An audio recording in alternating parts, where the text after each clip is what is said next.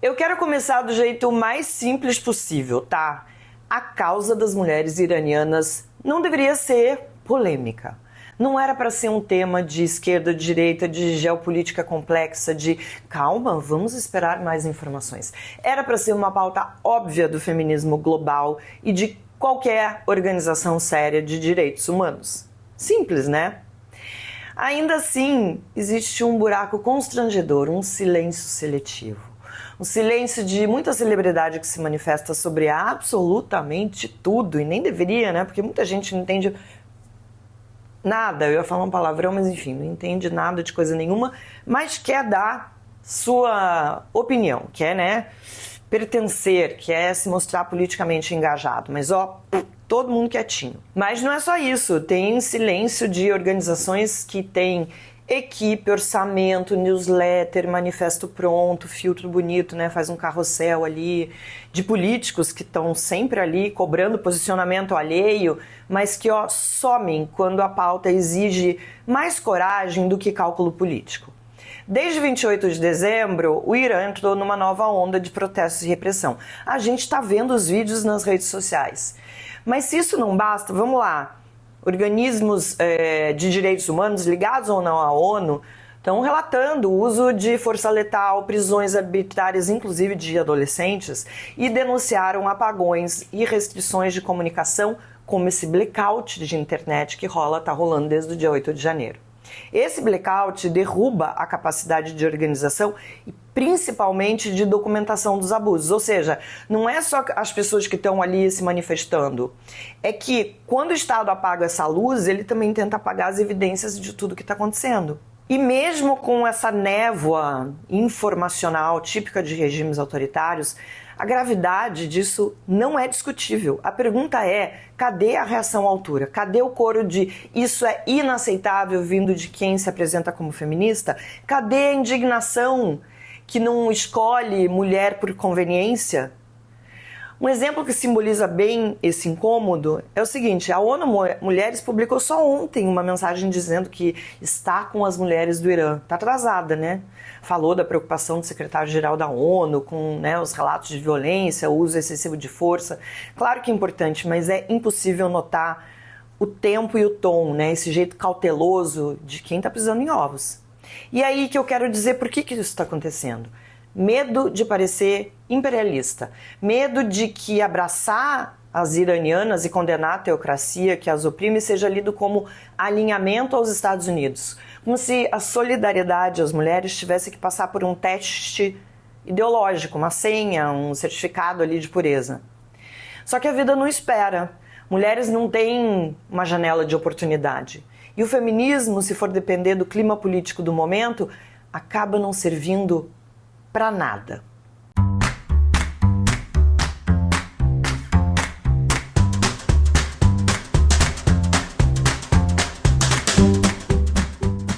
Desde que o mundo resolveu abraçar a bandeira Free Palestine, Palestina Livre, e eu não estou discutindo aqui o direito de protestar, de denunciar abusos, de pedir cessar-fogo, mas aconteceu uns curto-circuito em parte do debate político. Criticar qualquer traço opressor praticado por regimes que são representantes do Islã virou islamofobia no automático. Vamos separar as coisas. Islamofobia existe, é real, é grave, mata, precisa ser combatido. Mas combater islamofobia não pode significar blindar estados e autoridades que usam a religião como instrumento de controle e de punição sobre as mulheres. Criticar um regime teocrático e suas leis não é atacar muçulmanos como grupo, é denunciar poder.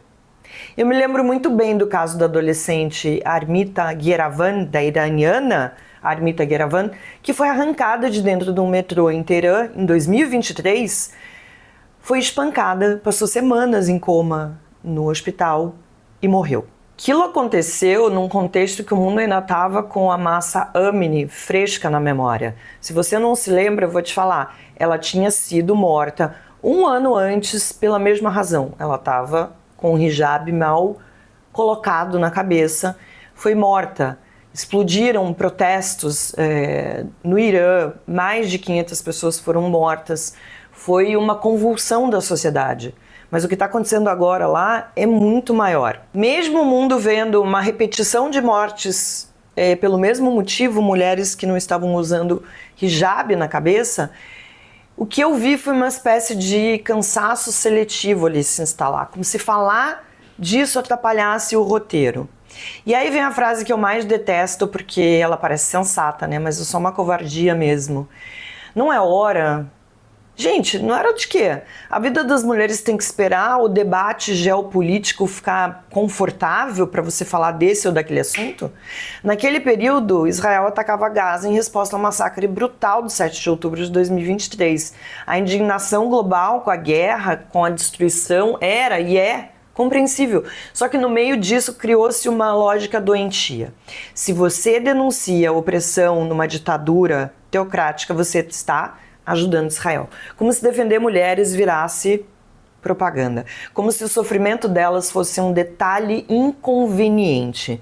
E eu vivi para ver uma outra cena igualmente indigesta. O silêncio de muita gente diante da barbárie cometida contra mulheres israelenses no 7 de outubro e também diante do que reféns relataram depois sobre violência e maus tratos. Olha, não dá para imaginar o que é você dizer eu fui violentada e o mundo responder agora não, isso é de menos, é pouco, isso atrapalha, isso não serve para esse momento. Isso não é política, isso é desumanização. E olha, eu acho bom lembrar de uma coisa, a ONU demorou alguns meses para se manifestar em relação à violência contra as mulheres em Israel. A ONU Mulheres nunca falou nada. Sintomático isso. Claro que houve muita cobrança de que a instituição tinha que se posicionar, que demorou, que pareceu hesitante. Essa questão foi tratada como um problema sério de credibilidade. Agora, por que eu estou trazendo isso num contexto sobre as iranianas? Porque é o mesmo mecanismo, com nomes diferentes. Quando a mulher vira uma pauta que precisa ser compatível com a narrativa do grupo, a solidariedade passa a ser condicional. E solidariedade condicional não é solidariedade, é cálculo. Uma coisa eu sempre perguntei e continuo perguntando. Para quem grita palavras de ordem lindas e ignora mulheres quando elas atrapalham o encaixe ideológico, que tipo de liberdade você está defendendo? Liberdade como um princípio universal ou liberdade como um slogan tático? Porque é possível e necessário defender, por exemplo, direitos palestinos e denunciar violações em Gaza, na Cisjordânia, e ao mesmo tempo reconhecer que patriarcado, conservadorismo existem ali e também atingem as mulheres. Não é passar um pano para ninguém, é justamente o contrário. É recusar que direitos humanos virem um pacote fechado com blindagem, uma blindagem automática para o lado certo. Algumas organizações internacionais já denunciaram medidas que restringiam a liberdade de mulheres em Gaza por meio de regras de autorização masculina. A gente sabe disso. Isso não anula a causa palestina, isso só impede que liberdade vire uma palavra vazia. Agora, por que eu insisto tanto nessa separação? Porque eu já vi esse filme em 2021. Quando o Talibã tomou o Afeganistão, o mundo ficou super consternado. Teve comoção, editorial, post emocionado, avatar com bandeira. E depois, todo mundo sumiu. Enquanto o assunto desaparecia do feed, o sistema foi se fechando, decreto por decreto, impedindo meninas de estudar além do ensino básico, restringindo trabalho, circulação e presença no espaço público. A Unesco fala em mais de 2 milhões de meninas fora da escola, além do primário, e lembra que o Talibã acumulou dezenas de decretos contra direitos de mulheres e meninas. A Human Rights Watch, é ruim de falar essa palavra, né? Descreve aquilo como a crise mais severa de direitos das mulheres hoje, com restrições sistemáticas em educação, emprego e liberdade de movimento. Cadê o piquete permanente? Cadê a militância sem prazo de validade? O Afeganistão, eu sei, gente, não é exatamente uma pauta sexy, né? Não tem uma estética perfeita para o protesto, não rende engajamento constante. Então, some do debate. E isso também é violência, transformar a vida das mulheres num assunto impopular. Voltando ao Irã, Você pode ter todas as críticas do mundo ao Ocidente, as intervenções do imperialismo, ao que for, mas nada disso justifica se calar diante de um Estado que reprime protestos e trata a vida das mulheres como uma matéria-prima de disciplina pública. A própria ONU está dizendo: devolvam a internet, parem a repressão, deixem as pessoas existirem. A Anistia Internacional também está dizendo: há sinais de matança ilegal em grande escala. A gente sabe disso. A imprensa internacional tem reportado estimativas de mortes na casa dos milhares, com prisões em massa e um país mergulhado num blackout informacional. Então, se eu tiver que resumir meu incômodo num só gesto, eu queria ver menos gente tratando a defesa das iranianas como um risco de reputação. Porque o que está em jogo aqui não é ganhar um debate, é o básico. O direito de uma mulher não ser policiada pelo que ela veste, não ser punida por existir, não ser esmagada por um Estado que se acha dono do corpo dela. E do lado de fora, o mínimo que se espera de quem diz defender as mulheres é uma solidariedade sem cláusulas. Meu argumento final é simples e eu faço questão de não tentar enfeitar.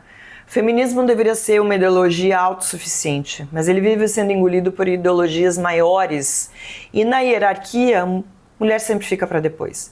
Vem primeiro o purismo, vem primeiro a guerra semântica do lado certo, vem primeiro o medo de errar o tom. E nessa lógica, se a crítica parece ajudar os Estados Unidos ou parece ajudar Israel, então, que se danem as mulheres. Só que mulheres não são um efeito colateral de disputa geopolítica. Não são, ou não deveriam ser, moeda de troca. Não são agora não. Toda vez que a gente aceita essa chantagem, a gente assina um contrato invisível. O contrato de que a vida de algumas vale menos quando atrapalha essa narrativa. E isso, para um feminismo que se pretende universal, é inaceitável. Estão te manipulando com números, hein? Diariamente você recebe dados fora do contexto e pesquisas usadas como argumento de conveniência para ganhar o seu voto. Olha, para furar essa bolha, a gente criou a pesquisa Meio Ideia, um retrato fiel do humor do leitor todo mês, feito para você formar a sua própria opinião. Essa pesquisa não pertence a partidos, a bancos, a jornais, a políticos. Ela é sua. Como assinante premium, você recebe em primeira mão e ainda tem acesso a uma cobertura completa das eleições, com reportagens, análises, bastidores de Brasília e 2 newsletters especiais. Se você está cansado do cabo de guerra da polarização e quer clareza, o seu lugar é o meio. Assina, você não vai se arrepender.